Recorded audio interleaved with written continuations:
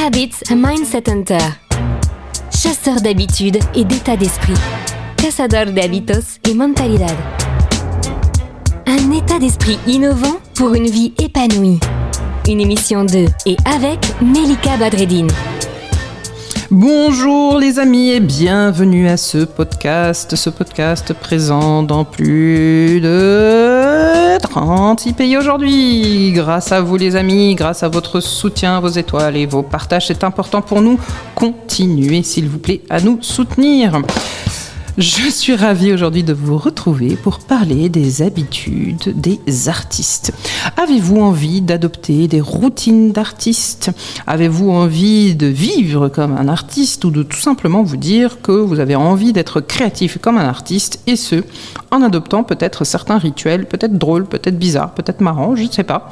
En tout cas, notre ami impressionniste Monet, lui, démarrait sa journée avec une andouillette arrosée d'un verre de vin blanc sec. Il faut en avoir envie quand même, mais Claude, lui, faisait ça.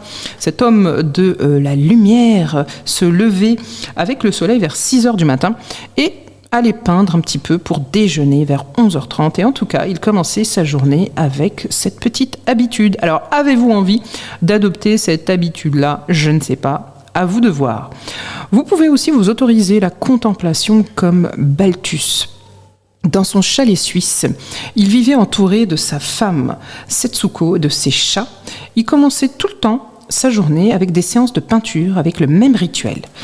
Qu'est-ce qu'il faisait ? Il priait, méditait, et devant sa toile, en fumant sa cigarette sur cigarette, avec un état contemplatif qui lui permettait ensuite d'enchaîner son art.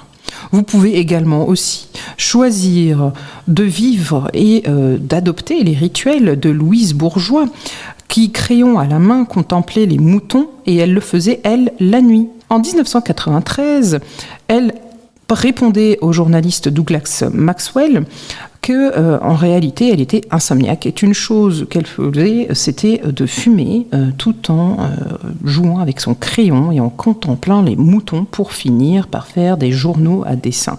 Et c'était pour elle merveilleux. Alors, est-ce que vous avez envie d'adopter cette habitude-là, ou plutôt celle de Matisse, qui, le dimanche, préférait, lui, de son côté, réfléchir et n'a jamais cessé de travailler, mais réfléchissait énormément. Il faisait une sieste et puis il travaillait. Il faisait une sieste et puis il travaillait.